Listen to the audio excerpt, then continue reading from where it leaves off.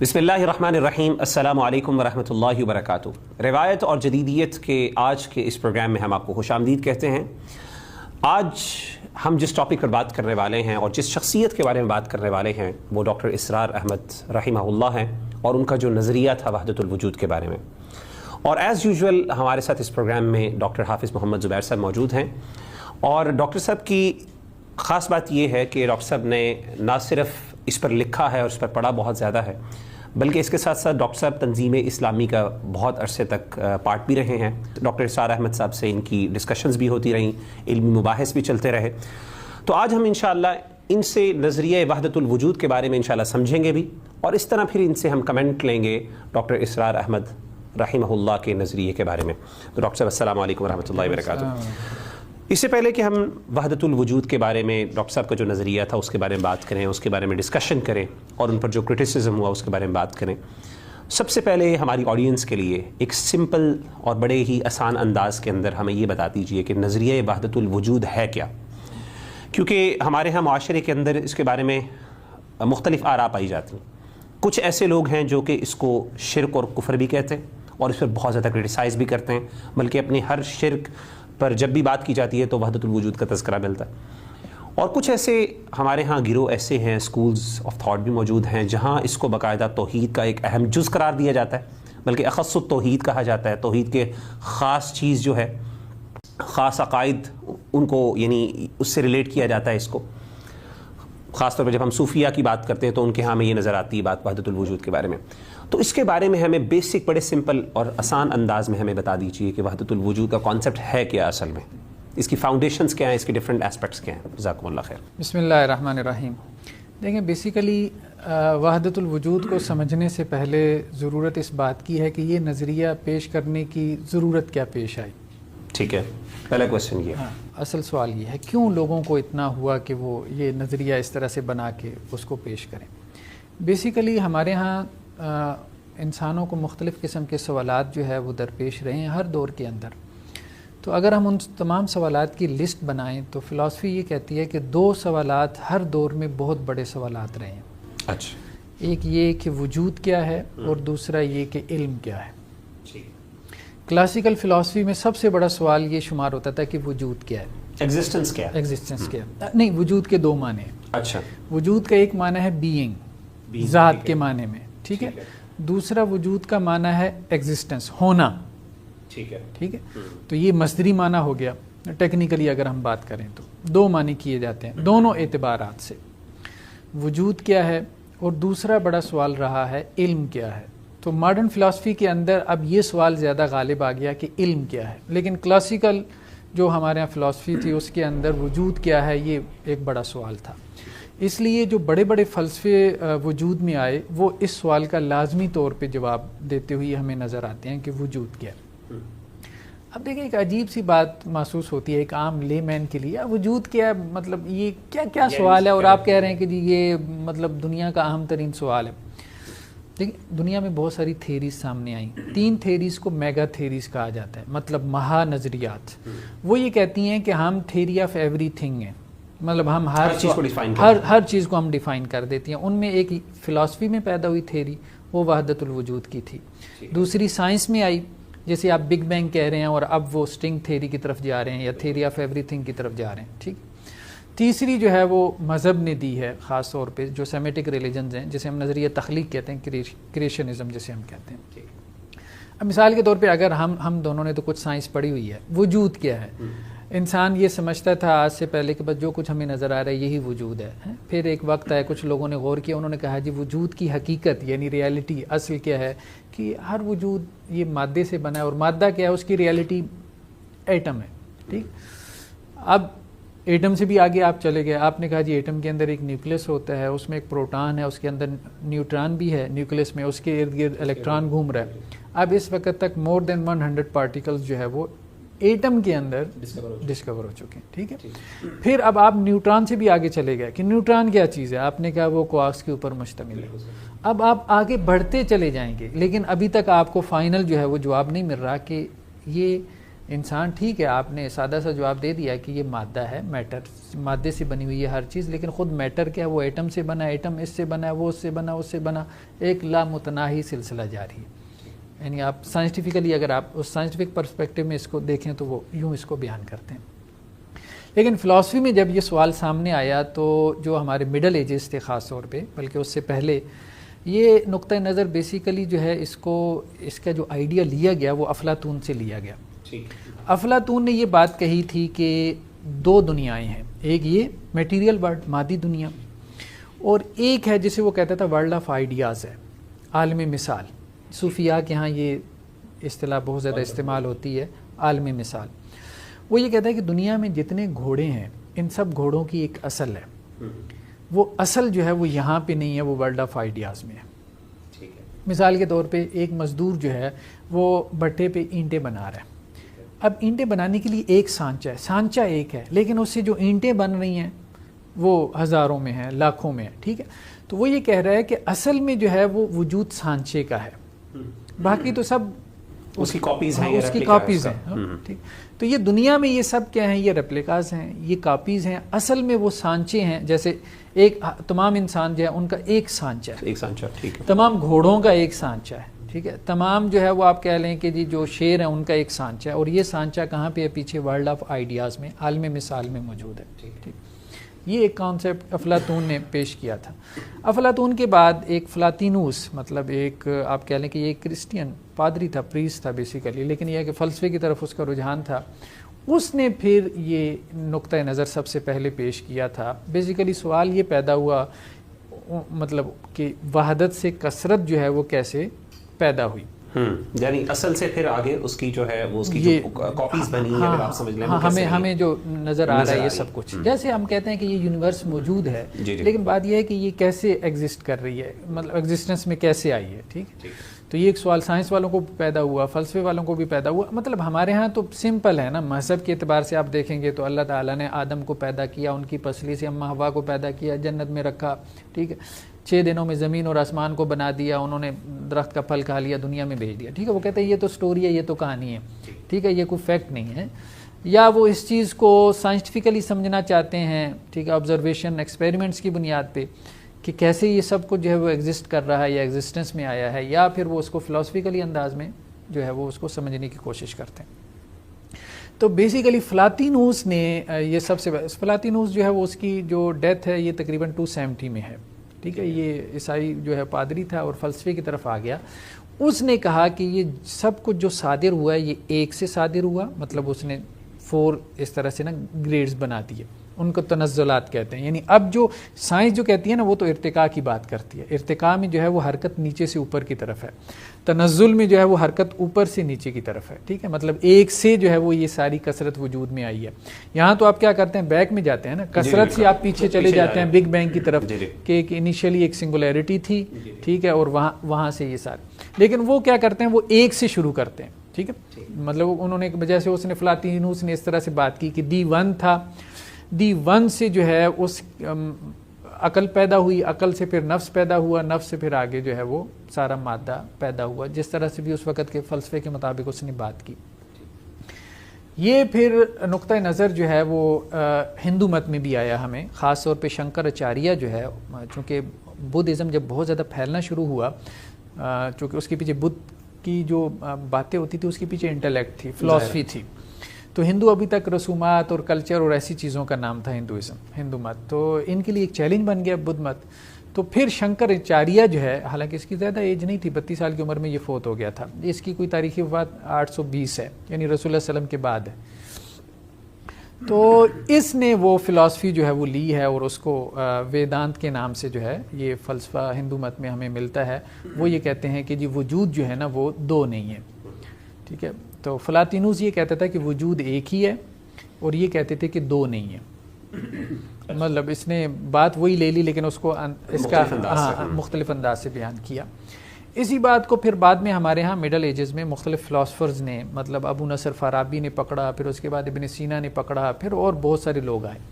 بالآخر آ کے اس کو جسے کہتے ہیں نا اس کی تھیورائزیشن کی ہے، اس کو ایک تھیری کی صورت دی ہے، وہ شیخ ابن عربی نے دی ہے. شیخ ابن عربی، ان کی کوئی تاریخی وفات جو ہے وہ 638 بنتی ہے، یعنی 7ویں صدی ہجری کے یہ ہیں. ٹھیک ہو گیا.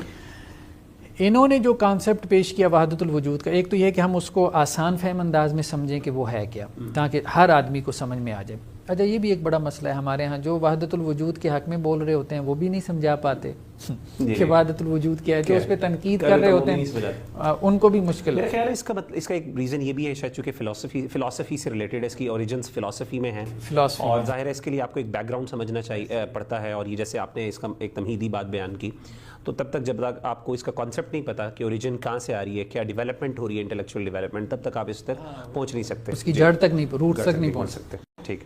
بیسیکلی اگر ہم آسان الفاظ میں سمجھیں تو ابن عربی نے یہ بات کہی کہ یہ جتنی بھی ایگزسٹنس ہے، یہ یونیورس کی ہے، انسان کی ہے، زمین آسمان، یہ سب کچھ ہے، یہ سب تخیل ہے، اللہ تعالیٰ کا ایک خیال ہے. ٹھیک ہے. جیسے میں سوچ رہا ہوں، آپ سوچ رہے ہیں، میرا خیال میرے وجود سے باہر نہیں ہے. مطلب میں جو سوچ رہا ہوں نا، میرا جو تھاٹ پروسیس ہے وہ اس کتاب میں تو نہیں پیدا ہو رہا، نہ میز میں ہے، وہ میرے وجود کے اندر ہی ہے، میرے مائنڈ کے اندر ہے. ٹھیک. تو وہ یہ کہہ رہے ہیں کہ یہ سب کائنات جو ہے اللہ نے اس کو سوچا ہوا ہے. ٹھیک. مطلب یہ گاڈز مائنڈ، مطلب خدا کے دماغ کے اندر، آسان الفاظ میں یہ سب اللہ کے. اب جیسے اب میں چاہوں تو انسان کو بھی اللہ تعالیٰ نے اس کی سوچ کو اتنی طاقت دی ہے، قوت دی ہے، چاہوں تو پوری دنیا اپنے تخیل میں بنا لو. بالکل ٹھیک. میں اپنا گھر بنا سکتا ہوں، ایک شہر بسا سکتا ہوں. تو اللہ تعالیٰ نے بھی یہی کام کیا. وہ کہتے ہیں فرق صرف اتنا ہے کہ اللہ کا تخیل کمال درجے کا ہے. مطلب ہماری صفات ناقص ہیں نا، تو اللہ کی صفات کمال درجے کی ہیں. تو اللہ کے تخیل کے بارے میں یہ گمان ہونے لگ گیا کہ وہ حقیقت ہے اس کے کمال تخیل ہونے کی وجہ سے. یعنی ہے تو تخیل، ہاں، لیکن اتنی پرفیکشن ہے جیسے ریئل. جیسے مثال کے طور پہ خواب میں آپ کو بعض اوقات جو ہے وہ خواب اتنا زیادہ آپ کو لگتا ہے کہ وہ جیسے آپ کا جیسے آپ حقیقت ہے، ریئلٹی ہے. ٹھیک ہے. لیکن جیسے آپ خواب سے بیدار ہوتے ہیں تو آپ کو پتہ چلتا ہے نہیں، وہ تو خواب تھا، وہ تو ڈریم تھا، وہ ریئلٹی نہیں تھی. ٹھیک ہے. تو بیسیکلی تو یہ سب کے اس وجود کی ریئلٹی کیا ہے. اصل میں تو سب ریئلٹی کو جاننا چاہتے ہیں نا، حقیقت کیا ہے، مطلب جسے کہتے ہیں دی الٹیمیٹ ٹروتھ کیا ہے، آخری سچ کیا ہے. ٹھیک. جیسے ہم نے بات کی نا کہ جی مادہ ہے ہر چیز کی اصل، پھر ایٹم ہے، پھر ایٹم کے بعد کیا ہے کہ جی نیوکلیس ہے، پھر نیوٹران ہے، پھر آگے کوارکس ہے، آگے آپ فائنل ٹروتھ تک پہنچنا چاہتے ہیں. ٹھیک ہے. وہاں پہ بھی اسی طرح انہوں نے یہی کام کیا. تو وہ بیسیکلی یہ کہتے ہیں کہ یہ سب کیا ہے، یہ سب اللہ تعالیٰ کا تخیل ہے، یہ سب اللہ تعالیٰ کا خیال ہے. ٹھیک ہے. اللہ نے یہ سب سوچا ہوا ہے، لیکن یہ سب اللہ نے سوچا ہوا ہے، یہ سب اللہ کی سوچ جو ہے وہ اللہ کی ذات سے باہر نہیں ہے. تو یہ نہیں کہنے کا مطلب ہے کہ پوری دنیا چونکہ خدا کے اندر ہے، خدا کے تخیل کے اندر ہے، تو یعنی یہ خدا کے وجود سے باہر نہیں ہے، تو اسی لیے اس کو وحدت الوجود کہتے ہیں. اس کو اسی لیے وحدت الوجود یعنی وجود ایک ہے، وجود ایک. اگر ہم خدا سے علیحدہ کر لیں تو یہ دو بن جائیں گے. ہاں، خدا سے علیحدہ تو وہ شرک ہو جائے گا، وہ شرک ہو جائے گا، وہ شرک ہو جائے گا. اور اللہ چونکہ احد ہے اور احد سے کوئی چیز باہر نہیں ہو سکتی، تو وہ اس کے اندر ہے، تو اس سے انہوں نے ایک وحدت الوجود کا کانسیپٹ وہ یہ بھی کہتے ہیں بیسیکلی کہ دیکھیں ہمارے جو مخالفین ہیں وہ ہمیں مشرک کہتے ہیں. حالانکہ یہ ہمارے اوپر سطحی نقد ہے، کیونکہ مشرک کا مطلب ہوتا ہے جس نے اللہ کے وجود کے برابر کسی وجود کو کر دیا. ہم تو مان ہی نہیں رہے، ہم تو دوسرا وجود کی ایگزسٹنس ہی نہیں مان رہے ہیں کہ ہم اس کو شریک کریں. اس کا جواب جو ہے نا ابن تیمیہ نے دیا. اصل میں جن لوگوں نے اچھا لکھا ہے وحدت الوجود کے اوپر، ان میں تو ایک ابن تیمیہ ہیں اور دوسرے شیخ احمد سرہندی ہیں جو مجدد الفسانی کے نام سے معروف ہیں. بہت اچھا لکھا دونوں نے، مطلب نقد کی ہے، بہت خوبصورت نقد، جسے کہتے ہیں جڑ پہ پہنچ کے نا جیسے کوئی نقد کرنے والی بات. تو ان دونوں نے یہ بات کہی کہ یہ بیسیکلی ان کا نظریہ شرکیہ نظریہ ہے. اس کی وجہ یہ ہے کہ یہ اتحاد کے قائل ہیں. اتحاد بھی شرکی ایک قسم ہے، مطلب انہوں نے خالق اور مخلوق جو ہے نا، ہاں اس کو متحد کر دیا. مطلب اللہ کا خیال اللہ کی ذات سے جدا تو نہیں ہے. ٹھیک ہے. تو ہم سب اگر اللہ تعالیٰ کا تخیل ہے، ہماری ریالٹی، ٹھیک ہے، ہم سب کی ریالٹی اگر یہ ہے کہ ہم اللہ کا خیال ہیں، تو مطلب یہ ہے کہ اللہ کے وجود سے باہر نہیں ہے. تو خالق اور مخلوق کو آپ نے متحد کر دیا. اور پھر ہمارے اندر بھی ڈیوینٹی آ جاتی ہے. ہاں، اسی طرح سے ہمارے اندر بھی ڈیوینٹی، یعنی خدائی ایک ہمارے اندر بھی عنصر موجود ہے. پھر تو اس کا مطلب ہم خود خدائی صفت ہیں، صفت ہو گئے. ہم خود خدا کا خیال ہیں، تو خدا کی صفت ہو گئے. ہاں، خدا کی صفت ہو گئی. مطلب ہماری ریالٹی، ہماری حقیقت یہ ہے کہ ہم خدا کا خیال ہیں. لیکن بیسیکلی بعد میں آنے والوں نے، اگرچہ شیخ ابن عربی نے اس کو اس طرح سے نہیں بیان کیا، مطلب اتنی تفصیل سے جتنا بعد میں آنے والوں نے بیان کیا، بعد میں آنے والوں نے اس میں باقاعدہ جو ہے نا تنزلات قائم کیے، تنزلات 6، کسی نے کہا تنزلات 5 ہیں، 5 ہیں، کوئی اس کو 40 تک بھی لے گیا، یعنی وہ ڈیٹیلز آ گئی. لیکن کرکس جو ہے میرا خیال ہے بنیاد وحدت الوجود کی یہی ہے کہ چونکہ خدا کی آپ نے وجود کے اندر اس کو مان رہے ہیں، پوری دنیا کو، ایگزسٹنس کو، تو یعنی ایگزسٹنس صرف خدا کی ہے، اس کے علاوہ سب کچھ خیال ہے اور وہ خدا کے وجود سے باہر نہیں ہے. اچھا اس سے ان کو فائدہ کیا حاصل ہوا؟ مسئلہ دیکھیں نا، بیسیکلی تو فلسفی میں جب آپ نے تو اس سوال کا جواب دینا تھا نا کہ وجود کیا ہے، کیوں ہے، کیسے ہے، ٹھیک ہے، تو انہوں نے کہا کہ اب ہم اس سوال سے بے نیاز ہو گئے. ٹھیک ہے، یہ تھیری بیان کرنے کے بعد وجود ہے ہی نہیں، وجود ہے ہی تو ہم کیا بیان کریں گے، مطلب وجود ہے ہی ایک، ٹھیک ہے. تو اب آپ ان تمام سوالات سے آپ نے ایک طرح سے جان چھڑا لی جو آپ کا پیچھا کر رہے تھے، مطلب اس وقت کا ایک جو آپ کہہ لیں کہ جی جن لوگوں کا بھی کوئی فلسفیانہ ذوق تھا، تو اس وجہ سے. تو یہ نہیں کہنے کا مطلب یہ ہے کہ یہ جو نظریہ ہے بیسکلی اگر میں خلاصہ نکالوں تو آپ نے کہا بیسکلی یہ پلیٹو سے سٹارٹ ہوا، افلاطون سے سٹارٹ ہوا، پھر اس کے بعد ایک کرسچن پادری اس کے پاس آیا، پھر ادھر سے اس کو پھر الفارابی کی طرف اسلامک اگر آپ یعنی اس کی طرف چلا گیا، پھر اس کے بعد یہ اگر مسلمانوں کے ہاں اڈاپٹ کیا گیا جب گریک فلسفی کے تھرو، وہ الفارابی، ابن سینا وغیرہ نے، اور اس کو اصل میں تھیوری کی شکل دی، اور جس کے سب سے بڑے فیورسٹ یا پھر پروٹاگنسٹ ہم کہہ سکتے ہیں وہ شیخ ابن عربی ہوئے. اور پھر شیخ ابن عربی کا جو کانسیپٹ تھا وحدت الوجود کو، انہوں نے اس کو نکھارا، وضاحت کی، اس کو ایک اسلام کا رنگ دیا، اور ان کے اوپر تنقید اصل میں ابن تیمیہ نے اور شیخ احمد سرہندی نے بیسکلی کی. کوشچن یہ ہے کہ یعنی ان ادر ورڈس کہ یہ کانسیپٹ آپ کے کہنے کے مطابق یہ اسلامی کانسیپٹ نہیں ہے، اسلامک نہیں یہ ہے، بیسکلی ایک فلسافیکل یعنی کانسیپٹ ہے جو کہ پلیٹو سے نکلا، افلاطون سے آیا، اور پھر افلاطون سے آ کے اس میں مختلف نظریں، مختلف یعنی اس کی شکلیں ہمیں دیکھنے کو ملی ایسے ہی. اچھا وہ ایک اور بات بھی کرتے ہیں، وہ کہتے ہیں دیکھیں دنیا کے 3 بڑے مذاہب میں یہ کانسیپٹ رہا ہے، یہ اس کی حقانیت کی دلیل ہے. اچھا، مطلب ہندو مت میں، کرسچینٹی میں اور اسلام میں، تو یہ کیا اس کی حقانیت کی کم دلیل ہے؟ لیکن اصل بات یہ ہے کہ آپ دیکھیں شرک کو بھی دیکھیں، شرک دنیا کے تمام جو ہے وہ مذاہب کے اندر جو ہے وہ رہا ہے، لیکن اس کا مطلب یہ نہیں ہے کہ ایک کانسیپٹ جو ہے اگر بڑے بڑے مذاہب کے اندر رہا ہے، بڑی بڑی قوموں میں تہذیبوں نے اس کو اڈاپٹ کیا ہے، تو وہ ضروری نہیں کہ وہ اس کی حقانیت کی دلیل بن سکے. یہ نہیں کہنے کا مطلب جسٹ بیکاز اٹ از یعنی بوروڈ اٹ ڈزنٹ مین کہ یہ ساروں کا جو ہے یہ کامن سے. اچھا یہاں سے ایک اس سے متعلق وحدت الوجود کے بارے میں تو ہم نے ایک آپ سے بڑا اچھا سمجھ لیا. کچھ لوگ ہمارے ہاں جب ہم اس کی یہ چیز وضاحت کرتے ہیں اور اس کے بارے میں ان کے شرک ہونے یا کفر ہونے کے دلائل کی بات کرتے ہیں، تو سوال یہ ہے کہ کچھ لوگ وحدت الشہود کا ایک کانسیپٹ، ایک ٹرم یوز کرتے ہیں کہ وحدت الشہود، ہم وحدت الوجود پہ بلیو نہیں کرتے بلکہ وحدت الشہود کے اوپر بلیو کرتے ہیں. تو یہ وحدت الشہود کا کانسیپٹ کیا ہے، اس کا کیا اس سے ریلیشن ہے دونوں سے؟ ایک بات یہ ذہن میں رکھنی چاہیے کہ وحدت الوجود کی بھی تعبیر ایک نہیں ہے. اچھا، مطلب مختلف تعبیریں ہیں، لیکن اس کی جو سٹینڈرڈ تعبیر ہے نا وہ ابن عربی کی تعبیر ہے. ہمارے ہاں بعض متاخرین صوفیاء نے اس ٹرم کو اس اور معنی میں بھی استعمال کیا، ٹھیک ہے. ان میں بعض صورتیں ایسی ہیں کہ جن کے اوپر فتویٰ نہیں لگتا، یعنی وحدت الوجود کی انٹرپریٹیشن بعض ایسی ہیں کہ جن کے اوپر فتویٰ نہیں لگتا، لیکن یہ کہ شیخ ابن عربی کی جو انٹرپریٹیشن تھی وہ اس کے اوپر تو فتویٰ کھلم کھلا لگتا. یعنی آپ کے کہنے کا مطابق جو وحدت الوجود کا کانسیپٹ ہے یہ کفریہ اور شرکیہ، جو شیخ ابن عربی جو سٹینڈرڈ کانسیپٹ ہے، سٹینڈرڈ کانسیپٹ وہی وحدت الوجود کا شمار ہوتا ہے جس کو شیخ ابن عربی نے پیش کیا. یہ کفریہ اور شرکیہ کانسیپٹ تھا، لیکن بعد میں آ کے کچھ صوفیاء نے اس کو ریفائن کرنے کی کوشش کی.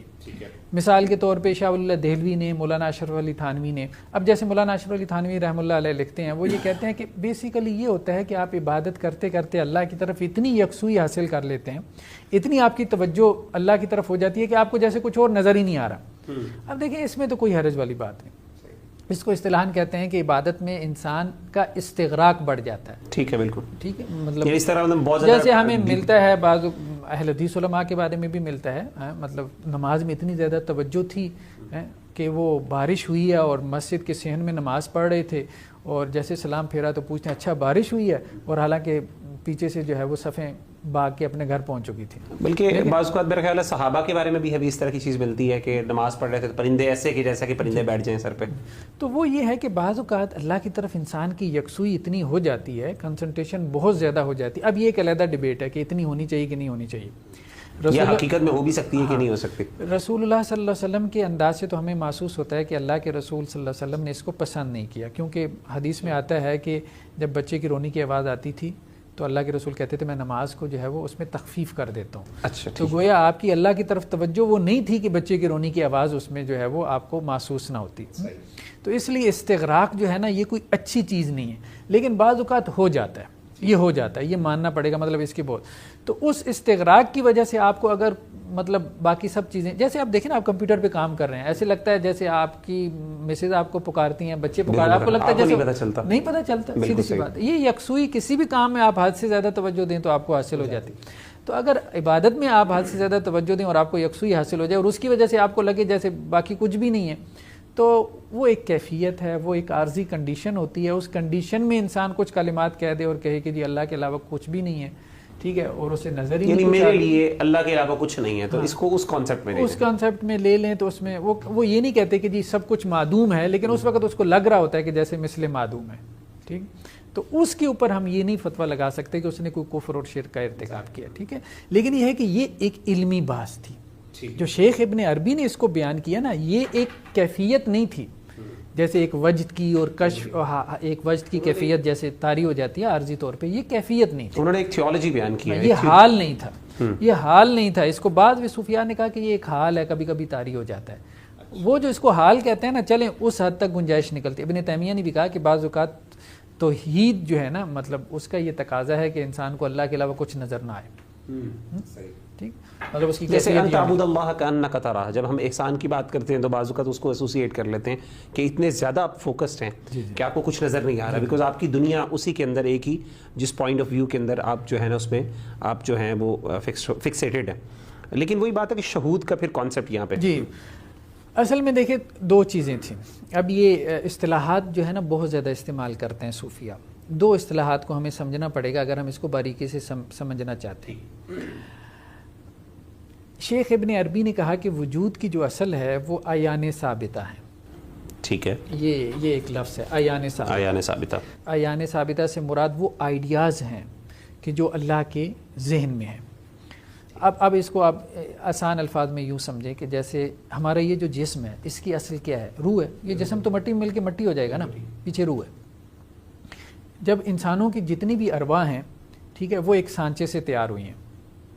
ٹھیک ہے، یہ مادی دنیا ہے. اس مادی دنیا سے پہلے کیا ہے؟ عالم ارواح ہے. ٹھیک ہے، یہ عالم ارواح سے مادی دنیا میں آئے ہیں نا. ٹھیک ہے، تو یہاں پہ ریالٹی ہمیں نظر آ رہا ہے یہ مادی وجود، لیکن اصل میں اس مادی وجود کی ریالٹی کیا ہے؟ وہ سول ہے، اسپرٹ ہے. وہ سول ہے جو پیچھے عالم ارواح سے آئی ہے. ٹھیک ہے، اب عالم ارواح میں جو روحیں موجود ہیں ان کی ریالٹی کیا ہے؟ وہ پیچھے تمام روحوں کا ایک سانچہ ہے جس سے وہ ساری روحیں تیار ہوئیں. وہ افلاطون والا کانسیپٹ. بالکل ٹھیک ہے. وہ عالم ارواح سے پیچھے ایک عالم مثال ہے. اچھا، عالم ارواح کا تذکرہ تو ہمیں احادیث میں ملتا ہے، ہم اس کو مانتے ہیں. اس دنیا کے بعد ایک عالم برزخ ہے، ہم اس کو بھی مانتے ہیں. اس کے بعد ایک عالم آخرت ہے، لیکن عالم مثال کا کوئی کانسیپٹ ہماری کتاب و سنت میں نہیں ملتا. یہ ایک آپ کہہ لیں کہ جی فیبریکیٹڈ کانسیپٹ، من گھڑت کانسیپٹ ہے، مطلب دلیل نہیں ہے اس کی کتاب و سنت میں، لیکن ہم ان کی فلاسفی سمجھنے کے لیے.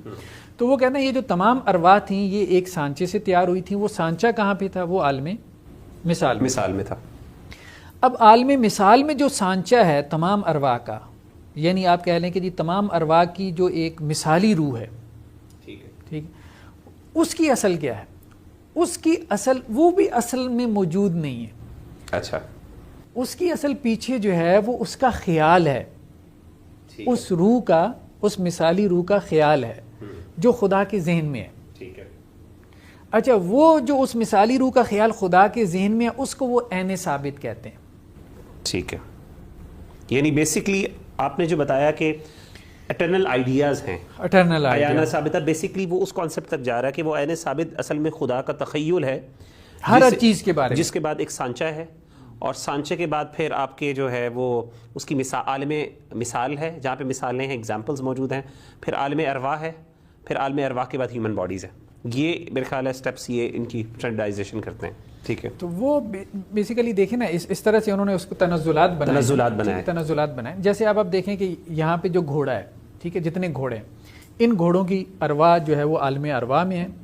ان تمام ارواح کی اصل ایک گھوڑے کی مثالی روح ہے. مثال وہ عالم مثال میں ہے. عالم مثال یعنی ہر جنس کی علیحدہ علیحدہ ایک مثال عالم مثال میں ہے. وہ عالم مثال میں جو وجود ہے وہ بھی مطلب اس کی بھی کوئی فزیکل ریالٹی نہیں ہے, بالکل نہیں ہے, ٹھیک ہے, بلکہ اس کے پیچھے بھی کیا ہے, ایک خیال ہے, ایک خیال ہے اللہ تعالیٰ کا. ہاں, اصل اس کی کیا ہے, وہ اللہ تعالیٰ نے ایک خیال ہے, مطلب اللہ تعالیٰ کا ایک آئیڈیا ہے, اور وہ آئیڈیا جو ہے نا اس کو وہ عین ثابت کہتے ہیں. ٹھیک ہے, ٹھیک ہے. تمام گھوڑوں کے بارے میں اللہ کا ایک آئیڈیا ہے, ٹھیک ہے. تمام انسانوں کے بارے میں اللہ کا ایک آئیڈیا ہے, ٹھیک ہے. تمام شیروں کے بارے میں اللہ کا ایک آئیڈیا ہے, ٹھیک ہے. اب یہ کہتے ہیں یہ جو تمام آئیڈیاز ہیں نا, ان آئیڈیاز کے پیچھے بھی ایک آئیڈیا ہے. ٹھیک ہے, ایک آئیڈیا ہے, سنگولیرٹی ہے. وہ ایک خیال نے آگے کثرت خیال کی صورت اختیار کی. ٹھیک ہے, ٹھیک. اچھا, وہ جو ایک خیال ہے اس کو وہ کہتے ہیں حقیقت محمدیہ, یعنی محمد صلی اللہ علیہ وسلم کا خیال. وہ جو من گھڑت اور موضوع روایت ہے نا, اول ما خلق اللہ نوری. ٹھیک ہے. تو اب یہ سنگولیرٹی سے جو کثرت پیدا ہوئی ہے, یعنی وحدت سے کثرت کیسے پیدا ہوئی ہے, تو وہ انہوں نے اس کو اس طرح سے ایکسپلین کیا. جیسے آپ دیکھیں نا کہ ایک بڑھئی جو ہے اگر وہ میز بنانے کا ارادہ کرتا ہے تو سب سے پہلے اس کے ذہن میں میز کا خیال آئے گا. پھر اس کے ذہن میں آئے گا اچھا میز کی اتنی لینتھ ہوگی, اتنی اس کی وڈتھ ہوگی, اتنی اس کی ہائٹ ہوگی, اچھا اس کی 2 میں درازے بھی بناؤں گا, ٹھیک ہے, اس کلر کی ہوگی, 4 پائے ہوں گے, راؤنڈ ہوگی, ٹھیک ہے, چوکور ہوگی, مستطیل ہوگی. وہ پھر تفصیل بعد میں. تو وہ کہتے ہیں پہلا خیال آیا محمد صلی اللہ علیہ وسلم کا, ٹھیک ہے, وہی اول ما خلق اللہ نوری, اللہ نے سب سے پہلے جو پیدا کیا وہ میرا نور تھا. یہ من گھڑت روایت ہے, ٹھیک ہے. اس کے بعد اللہ کے اس خیال میں تفصیل پیدا ہوئی, ٹھیک ہے. تو وہ پہلے خیال کو انہوں نے حقیقت محمدیہ کہہ دیا اور اس کی دلیل موضوع روایت سے لے لی. پھر اس کے بعد جو تفصیل پیدا ہوئی کہ اب گھوڑا پیدا کرنا ہے, انسان پیدا کرنا ہے, جو بھی پیدا کرنا ہے, تو انسان کی ایک مثالی خیال آ گیا, گھوڑے کا ایک مثالی خیال اللہ کے ذہن میں آ گیا, ٹھیک ہے, مثالی گھوڑے کا, مثالی انسان کا ایک خیال اللہ کے ذہن میں آ گیا, مثالی شیر کا جو ہے وہ ایک آئیڈیل جو ہے ان کے سامنے آ گیا. تو وہ سارے عیان ثابتہ ہیں. وہ کہتے ہیں وہ اصل میں ریالٹی ہے.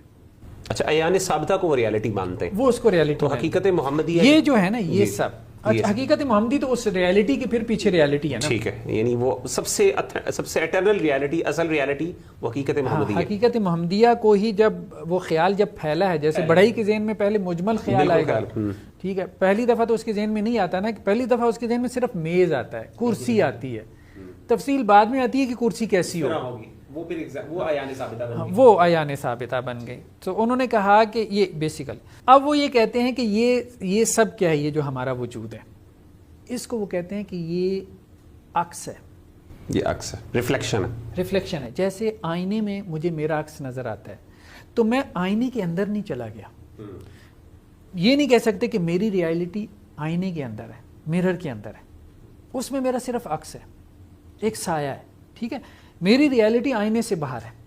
تو ہم سب وہ جو اللہ نے جو خیال کیا تھا نا, اللہ نے جو خیالات کیے تھے, ٹھیک ہے, ان خیال کے, اب وہ خیال بھی کیا ہیں, وہ یونیورسلز ہیں, کلیات ہیں, ٹھیک ہے, ہم ان کے پرٹیکولرز ہیں. جو پرٹیکولرز جو ہیں وہ ذلی وجود کی صورت میں, سائے کی صورت میں, یہ سارے سائے ہیں, اس کے سائے ہیں, ہم سائے ہیں. مطلب اب میرا سایہ جو ہے, ظاہری بات ہے وہ میرا ہی سایہ ہے نا, ٹھیک ہے, لیکن یہ ہے کہ وہ میری حقیقت تو نہیں ہے, میری ریالٹی تو نہیں ہے. بالکل ٹھیک. تو وہ کہتے ہیں ہماری ریالٹی جو ہے وہ کیا ہے, کہ ہم اللہ کا تخیل ہیں, اور جو ہمیں نظر آ رہا ہے یہ ظاہری وجود, یہ سب کچھ, یہ اس کا سایہ ہے, اس ریئل جو وجود ہے, بینگ ہے, اس کا یہ سایہ ہے جو ہمیں نظر آ رہا ہے. یہ تو وحدت الوجود والے کہتے ہیں.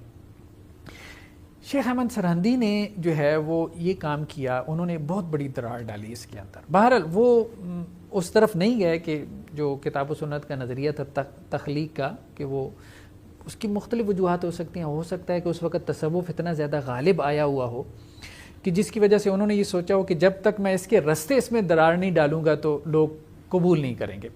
تو انہوں نے بیسیکلی اسی کانسیپٹ کو لے کے اس طرح سے ریفائن کیا کہ اس میں سے کفر اور شرک نکل جائے.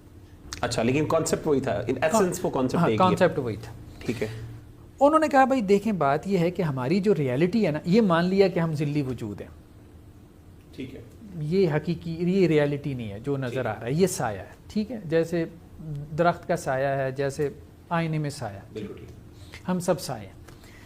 لیکن ریالٹی جو ہے نا ہماری یہ نہیں ہے کہ ہم اللہ کا تخیل ہے. اچھا ٹھیک ہے. ریالٹی ہماری ہے آدام متقابلہ، آیان ثابتہ نہیں.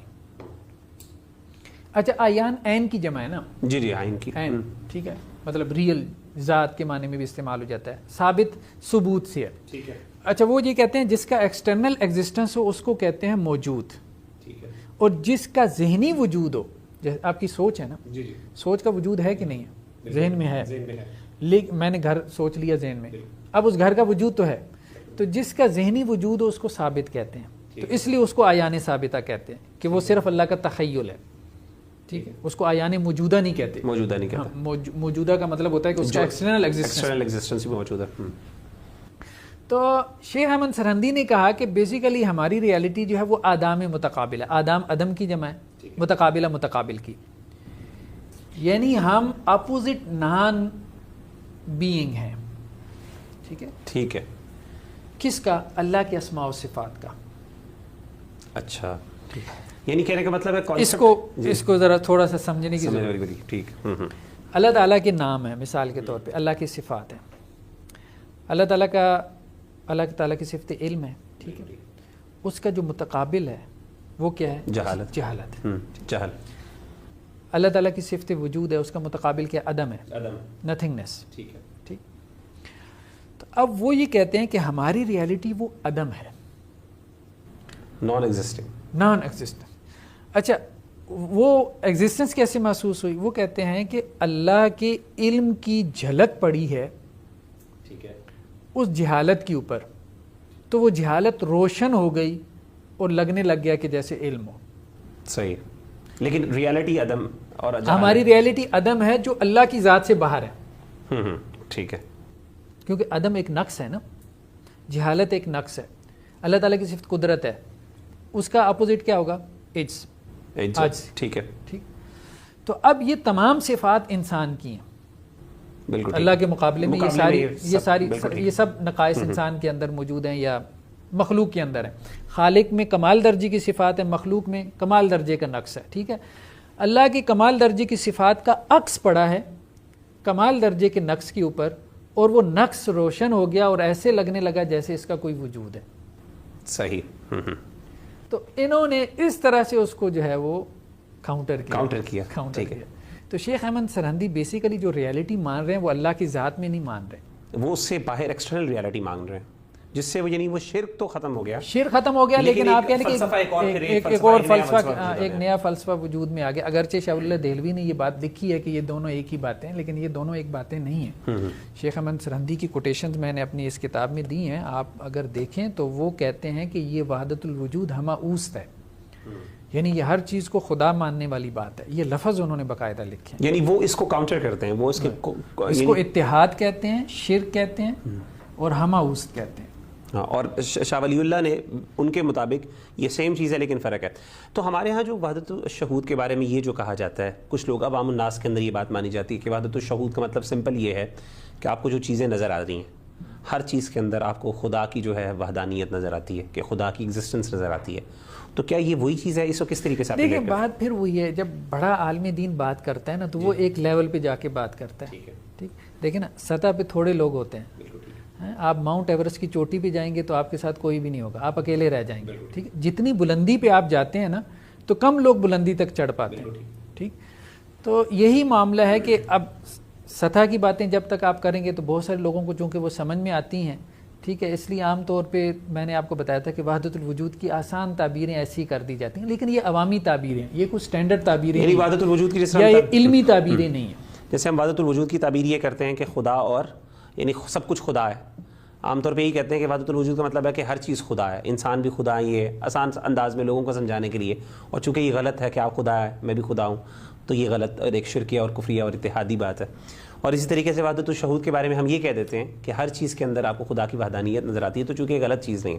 لیکن حقیقت میں اس کا کانسیپٹ وہی ہے کہ بیسیکلی آدام متقابلہ کے بارے میں استعمال کیا جاتا ہے، جو اپوزٹ آپ سمجھ لیں کہ نان ایگزسٹنگ چیزیں ہیں، اور جن پر خدا کا جو کمال پڑا تو ان کو شہود ہوا میرا خیال ہے، اور اس شہود کے ذریعے میں وہ روشن ہو گئی اور لگنے لگا جیسے ان کا کوئی وجود ہے حالانکہ وہ نان، لیکن وہ ایگزسٹنس نہیں، اور یہ نان یعنی یہ خدا سے بالکل علیحدہ ہے، ان کا اس کے متقابل ہے اس کے اللہ کے متقابل۔ لیکن اصل بات پھر وہی ہے کہ یہ بات ٹھیک ہے ایوری تھنگ از گاڈ، وہ کہتے ہیں کہ اتنی آپ اس طرح سے اگر ان کو کہیں گے نا کتا بلا خدا ہے تو وہ کہیں گے ہمارے اوپر سطحی تنقید ہوئی۔ میرے ساتھ ایک وحدت الوجود کو ماننے والے جو ہے نا وہ ڈسکس کر رہے تھے، تو میں نے انہیں کہا کہ کوئی وجودی یہ بات کہنے کی جرت کر سکتا ہے کہ خالق موجود ہے مخلوق نہیں؟ تو وہ بالکل خاموش ہو گئے۔ تو اب بات یہ کہ یہ کہنے کا ایک انداز تھا، بالکل صحیح، یعنی اگر وہ کہیں کہ جی خالق موجود ہے مخلوق نہیں ہے تو مطلب یہ ہے کہ خالق ہی نہیں ہو سکتا جب تک مخلوق نہ ہو۔ بالکل صحیح ہے، ٹھیک ہے، آپ اس کو خالق ہے۔ تو بات یہ کہ اگر آپ اس طرح سے اس کو رد کریں تھوڑا سا اس پہ غور و فکر کر کے تو انشاءاللہ سے وہ، یعنی کہنے کا مطلب ہے یہ چیزیں یہ عوامی باتیں ہیں، یہ حقیقت میں نہیں ہیں۔ چلے ڈاکٹر صاحب ہم نے بڑی بات کر لی وحدت الوجود کے بارے میں، وحدت الشہود کے بارے میں۔ ہمارا پروگرام میں ہم چونکہ ڈاکٹر اسرار صاحب کی طرف سے بات کی شروع ہوئی تھی اصل میں تو وہ ڈاکٹر صاحب کے بارے میں، ڈاکٹر صاحب کا جو نظریہ وحدت الوجود کا، ظاہر ہے ان پر بڑا تنقید بھی ہوئی، ڈاکٹر صاحب کے کچھ لیکچرز بھی موجود ہیں، ویڈیوز بھی موجود ہیں۔ کچھ ویڈیوز جب آپ دیکھتے ہیں تو لگتا ہے جیسے کہ ڈاکٹر صاحب اس کا باقاعدہ نقد کر رہے ہیں اور باقاعدہ اوپنلی کہتے ہیں کہ میں وہ والا کانسیپٹ نہیں بیان کر رہا جو شیخ ابن عربی کا کانسیپٹ ہے، وہ غلط ہے۔ ایک شرکیہ کانسیپٹ باقاعدہ اس کا نام لیتے ہیں کہ وہ شرکیہ اور کفریہ کانسیپٹ ہے، لیکن at the same time doctor صاحب کچھ ایسی بات کر رہے ہیں جو کہ بعض اوقات ہمیں لگتی ہے کہ ایگزیکٹلی اس کی جو ہے لازمہ وہی ہے، امپلیکیشنز وہی ہیں جو کہ بیسکلی اس کانسیپٹ کی ہیں، اور اس وجہ سے کئی لوگوں نے ڈاکٹر صاحب پر ڈاکٹر صاحب کی جب یہ آیا تو اس پر کتابیں بھی لکھی، اس پہ فتوے لگے۔ مثال کے طور پہ کتاب نظر توحید وجودی اور ڈاکٹر اسرار احمد، یہ کتاب آئی، اور اس کے بعد آپ کی بھی کتاب اس پر موجود ہے نظریہ وحدت الوجود اور ڈاکٹر اسرار احمد صاحب، جس میں آپ نے کچھ حد تک ان کو ڈیفینڈ بھی کیا، اس کی کلیئرٹی بھی کی، وضاحت بھی کی۔ تو کانسیپٹ یہ ہے کہ ڈاکٹر اسرار احمد رحمہ اللہ، آپ کا ان سے انٹریکشن بھی ہوا، ملنا بھی ہوا، اور ان کے اس کانسیپٹ کے بعد آپ ان سے ملے بھی اور آپ نے ان سے ڈسکشن بھی کی تھی۔ تو حقیقت میں آپ کی نظر میں ڈاکٹر صاحب کا جو اصل کانسیپٹ ہے جو وحدت الوجود کا، کیا وہ ایگزیکٹلی شیخ ابن عربی والا ہے، یا پھر وہ کانسیپٹ جسے ہم کفریہ شرکیہ کہتے ہیں، یا پھر وہ وحدت الشہود والا شیخ احمد سرہندی والا کانسیپٹ ہے، یا پھر وہ کوئی اور کانسیپٹ ہے؟ اس کے بارے میں ذرا وضاحت۔ نہیں دیکھیں ڈاکٹر صاحب کا نا ایک تو بیک گراؤنڈ آپ دیکھیں، ڈاکٹر صاحب کا بیک گراؤنڈ سائنس کا ہے، ٹھیک ہے، وہ MBBS ڈاکٹر تھے، بلکہ وہ کہتے ہیں میں سرجن، بہت کامیاب سرجن ہوتا اگر میں دین کی لائن میں نہ آیا ہوتا، ٹھیک۔ تو انہوں نے سائنس کو جو ہے نا وحدت الوجود کی بنیاد بنانے کی کوشش کی، یعنی ان کا جو وحدت الوجود کا نظریہ ہے نہ وہ ابن عربی والا ہے، کیونکہ ابن عربی والا تو فلسفے کے اوپر کھڑا ہے، بالکل ٹھیک ہے، اور ان کی جو ایک کتابچہ ہے ڈاکٹر صاحب کا وہ نظریہ ارتقاء کے حوالے سے ہے، تو اس میں انہوں نے لکھا ہے کہ یہ اسٹوبیڈیٹی مجھے معلوم ہوتا ہے، یہ اس طرح سے تنزلات ہوئے ہیں اور آیان ثابتہ اور وحدت اور وحدیت اور یہ سارے جو ہے نا، یہ ڈاکٹر صاحب نے اس کی تنقید کی ہے، ہاں اس کے اوپر تنقید کی ہے، ٹھیک ہے۔ ہاں دوسرا ان کا نقطہ نظر وحدت الشہود والا بھی نہیں تھا۔ بیسیکلی ڈاکٹر صاحب کو بھی یہ سوال پیش آیا، وہ یہ چاہتے تھے کہ سائنس جہاں تک پہنچی ہوئی ہے نا اس کو ہم کسی طرح ریلیجن سے ثابت کر دیں، اور پھر آگے جو ہے نا بات ریلیجن سے بڑھائیں۔ جیسے سائنس جو ہے وہ ہمارے ہاں اس نے یہاں تک تو پہنچ گئی تھی بگ بینگ، انسان کہاں سے آیا، آپ نے کہا بندر سے بنا، بندر کہاں سے آیا، پورا ایولیوشن کی تھیوری، پھر پیچھے آپ بگ بینگ تک چلے گئے۔ اس دنیا کی عمر مطلب 13.7 ارب سال ہے، ٹھیک ہے، 13.7 ارب سال ہے۔ تو بگ بینگ کیا تھا؟ ایک انیشیل سنگولیرٹی تھی، مطلب ایک نقطہ جس کو وہ کہتے ہیں کہ جی وہ بلینت ٹریلینت مطلب 1 سینٹی میٹر کا اربواں کھربواں حصہ، یہ لفظ استعمال کیے اسٹیفن ہاکنگ نے۔ اتنا چھوٹا سا، اور اس کی جو ڈینسٹی تھی یا اس کا جو ٹمپریچر تھا وہ اخیر درجے کا تھا، اور اس کا پھیلاؤ ہوا، ایکسپینشن ہوئی ہے، اور یہ ساری یونیورس ایگزسٹ کر رہی ہے۔ اب ان سے جب یہ سوال ہوتا تھا کہ وہ انیشیل نقطہ، انیشیل سنگولیرٹی جسے آپ مان رہے ہیں وہ کہاں سے آ گئی؟ اچھا اس کے بارے میں ڈیبیٹ ہے کہ وہ اتنا چھوٹا جو آپ نقطہ مان رہے ہیں اس کی کوئی فزیکل ریالٹی ہے یا ایکس نیل ہوا ہے؟ تو زیادہ تر یہ کہتے ہیں اس کی فزیکل ریالٹی ہے۔ اب ان سے سوال ہوا کہ اگر کوئی ریالٹی ہے تو وہ نقطہ کہاں سے آ گیا یا اس سے پہلے کیا تھا؟ یہاں پہ جا کے یہ لوگ خاموش ہو جاتے ہیں۔ کچھ کہتے ہیں جی ہم ابھی ریسرچ کر رہے ہیں یا سائنس ابھی ریسرچ کر رہی ہے، کچھ کہتے ہیں مطلب بے وقوفی ہے اس سے پہلے کا سوال کرنا، جیسے اسٹیفن ہاکنگ وغیرہ نے بات کی ہے، وہ کہتے ہیں یہ سوال ہی بے وقوفانہ ہے کہ آپ کے اس سے پہلے کیا تھا۔ اچھا ڈاکٹر صاحب اس کو پیچھے لے کے جانا چاہتے تھے، مطلب وہ ایوولوشن کی تھیوری کے قائل تھے، لیکن وہ یہ کہتے تھے کہ یہ جو ایوولوشن ہوا ہے یہ امر ربی سے ہوا ہے، یعنی ایک سٹیج سے دوسری سٹیج میں جو گئے ہیں وہ سروائیول آف دی فٹسٹ نہیں تھا بلکہ خدا کے حکم خدا کا حکم، خدا نے چناؤ کیا. لیکن کون سا یعنی پروسیس نیچرل سائنٹیفک پروسیس تھا، نیچرل پروسیس تھا. تو اب وہ کہتے ہیں یہ جو ہوا کیا ہے کہ جیسے قرآن مجید میں آتا ہے کہ اللہ تعالیٰ جب کن کہتے ہیں تو کوئی چیز وجود میں آ جاتی ہے. ٹھیک ہے. اب ڈاکٹر صاحب نے یہ کہا کہ اللہ نے جب کن کہا تو اس کن کے لفظ نے نور کی صورت اختیار کر لی. اچھا، اب بات سمجھ رہے ہیں؟ جی جی. اب مثلا میں گفتگو کر رہا ہوں، میرے الفاظ میرے وجود سے نکل رہے ہیں، ٹھیک ہے. جب یہ نکل رہے ہیں کہاں جا رہے ہیں؟ فضا میں تحلیل ہو گیا، واپس لا سکتے ہیں، مختلف تھیریز ہیں، ٹھیک. تو اللہ کا کلام ظاہری بات ہے اللہ کی ذات سے صادر ہو رہا ہے، اور یہ بات تو قرآن سے ثابت ہے. اللہ تعالیٰ کن کہتے ہیں تو وہ چیز ہو جاتی ہے. اچھا، ہمارا جو اہل سنت والجماعت کا یا جو ایک روایتی جو عقیدہ ہے وہ کیا ہے کہ اللہ تعالیٰ کن کہتے ہیں تو یہ چیز عدم سے وجود میں آ گئی. یعنی اللہ کو یہ میز بنانے کے لیے کسی میٹر کی مادے کی ضرورت نہیں، جیسے بڑھئی کو ضرورت ہے مادے کی، ٹھیک ہے. تو اللہ تعالیٰ کن کہیں گے تو وہ چیز بغیر کسی مادے کے میٹر کے وجود میں آ جائے. تو ہمارا تو یہ عقیدہ ہے کہ اللہ تعالیٰ کن کہتے ہیں تو چیز وجود میں آ جاتی ہے. اچھا، انہوں نے یہاں پہ یہ چیز بیان کی کہ کن نے، کلمہ کن نے جو اللہ کی ذات سے علیحدہ ہو گیا تھا. اچھا، یہ ایک بات ہے، یہ اہم بات ہے کہ اللہ کی ذات سے وہ علیحدہ ہو گیا. ٹھیک ہے. جیسے میرا لفظ میری ذات سے نکل گیا، علیحدہ ہو گیا. ٹھیک. تو اللہ کی ذات سے وہ کلمہ کن علیحدہ ہوا تو وہ کن کہاں گیا؟ اب یہ ایک علیحدہ بات ہے. لیکن وہ یہ کہتے ہیں کہ وہ کن نے ہی ایک نور کی صورت اختیار کر لی. ٹھیک ہے.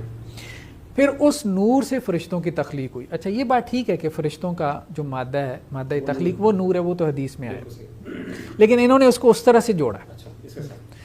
پھر انہوں نے کہا کہ وہ نور خنک تھا، مطلب اس کے اندر ٹھنڈک تھی، سارا کچھ تھا. آہستہ آہستہ وہ نور کے اندر حرارت پیدا ہوئی. اچھا، ٹھیک ہے. پھر اس نور نے جو ہے وہ ایک نار کی صورت اختیار کی. پھر اس نار سے جنات کی تخلیق. ٹھیک. پھر وہ نار کو وہ یہ کہتے ہیں کہ یہ بیسیکلی بگ بینگ کی بنیاد بنا ہے جنات کی تخلیق کے بعد. ٹھیک ہے، وہ بیسیکلی بگ بینگ بنا. ہاں، ٹھیک. وہ ایکسپلوژن ہوا، جو بھی مطلب کچھ لوگ تو ویسے سائنس والے تو وہ تو کہتے ہیں کہ ایکسپینشن ہوئی ہے، وہ دھماکے وغیرہ کی اب بات نہیں کرتے، لیکن بہرحال وہ اس قسم کی بات کرتے تھے. تو وہ ایکسپلوژن ہوا ہے اور پھر یہ سارے سٹارز اور یونیورسز اور یہ ملکی وے اور فلاں یہ وہ سب کچھ وجود میں آ گیا. ٹھیک ہے. اور اسی میں سے ایک انسان کی بھی تخلیق ہو گئی. ہاں، اب وہ یہ کہہ رہے ہیں کہ یہ جتنی یہ جو ٹوٹل ایگزسٹنس ہے، اس ٹوٹل ایگزسٹنس کی جو اصل ہے، اوریجن ہے، وہ کلمہ کن ہے. ٹھیک ہے. تو اس لیے اصل کے اعتبار سے یعنی جہاں سے یہ چلا ہے.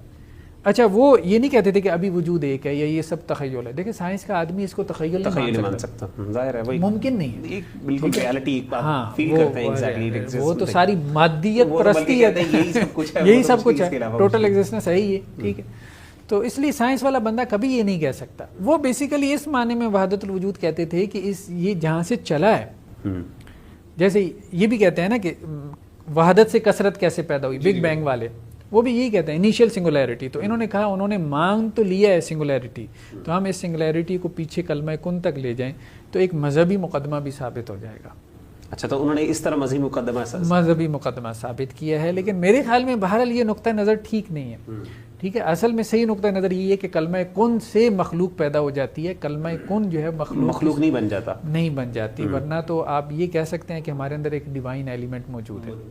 اور اسی سے میرے خیال ہے جو ریلیٹ کرتے ہیں اسپرٹ کو کہتے ہیں کہ جیسے ونفخت فیہ من روحی کے جیسے الفاظ ہیں، ایسے ہی تو وہ بھی اس کو بھی اس طرح کہتے ہیں کہ ڈیوینٹی کا ایک کانسیپٹ جو ہمارے اندر اسپرٹ کے اندر، تو ہمارے اندر وہ گاڈلی ٹریٹس بھی موجود ہیں اس طرح. اب دیکھیں مولانا مودودی نے بہت اچھی بات کی. انہوں نے کہا یہ جو کرسچنس تھے، جب ان کے اندر یہ جو بات آئی ہے کہ حضرت عیسیٰ جو ہیں وہ جیسز اللہ کے بیٹے ہیں، تو قرآن نے بھی کہا ولم تکن لہ صاحبہ. یہ نہیں کہتے کہ اللہ کی بیوی سے بیٹا پیدا ہوا، مطلب اتنے نان سینس نہیں ہے. وہ کس معنی میں اللہ کا بیٹا مانتے ہیں؟ وہ مولانا مودودی نے باقاعدہ بات کی. وہ کہتے ہیں یہ جو کلمہ ہے اللہ تعالیٰ کا، ٹھیک ہے، ورڈ آف گاڈ ہے، ٹھیک ہے، یہ وہی بات ہے کہ جو اللہ کا کلمہ ہے، مطلب اللہ کا کلمہ سے مراد اصل کے اعتبار سے اللہ کی صفت ہے. بالکل صحیح، اصل کے اعتبار سے اللہ کی صفت ہے. تو اللہ کی صفت ہے تو ظاہری بات ہے کہ وہ اس اعتبار سے اللہ کی ذات سے صادر ہوئی ہے. تو اس اعتبار سے اس کو ہم اللہ کا بیٹا کہتے ہیں. اس کے لیے وہ لوگوس ایک اصطلاح استعمال کرتے تھے. تو اس معنی میں بہرحال یہ کانسیپٹ جو ہے نا یہ خطرناک کانسیپٹ ہے. لیکن اس پہ ہم کوئی اتنا بڑا فتویٰ نہیں لگا سکتے کفر کا، شرک کا، کیونکہ وہ یہ کہتے ہیں کہ کلمہ کن خدا کی ذات سے جدا ہو گیا تھا. ٹھیک ہے. یعنی وہ خدا کی ذات نہیں ہے. جس طرح باقی ہمیں کانسیپٹ کے اندر وحدت الوجود کے کانسیپٹ کے وحدت اندر خدا کے اندر وہ ہے، تخیل مانتے ہیں، تخیل میں موجود ہے، اور خدا سے ایگزسٹنس جو ہے وہ علیحدہ نہیں ہوئی ہیومن بینگز کی کریشن کی. بالکل اسی طریقے سے یہ وہ کانسیپٹ نہیں ہے، یعنی اس میں ڈفرینس موجود ہے. لیکن الٹیمیٹلی میرا خیال ہے کہ اگر آپ ان کے ہاں جو ہے نا وہ اللہ تعالیٰ کی جو صفت علم ہے وحدت الوجود، جو شیخ ابن عربی کا ہے، ان کے ہاں ہم یہ کہہ سکتے ہیں کہ اللہ کی جو صفت علم ہے وہ وجود کی اصل ہے. جی ٹھیک ہے، تخیل بالکل ٹھیک. علم. اور جو ڈاکٹر صاحب کے ہاں صفت کلام ہے، کلمہ کن ہے، ٹھیک ہے، لیکن وہ یہ کہہ رہے ہیں کہ وہ صفت علم ہی ریالٹی ہے. ٹھیک ہے، ڈاکٹر صاحب کہہ رہے ہیں کہ ریالٹی اب یہی ہے. ٹھیک ہے، مطلب یہ کثرت موجود ہے، یہی ریالٹی ہے، لیکن یہ ریالٹی پیدا کیسے ہوئی ہے اس کا جواب میں نے تم کو دیا. وہ دیا. اور کیا آپ کے خیال میں ڈاکٹر صاحب کا اس بارے میں اوپینین یہ کلیئر تھا کہ ہم ہیومن بینگ ایک اللہ کی مخلوق ہیں، کریشن ہے، اور ہمارے اندر کوئی ڈیوائن ایلیمنٹ نہیں ہے، خدائی چیز ایلیمنٹ نہیں؟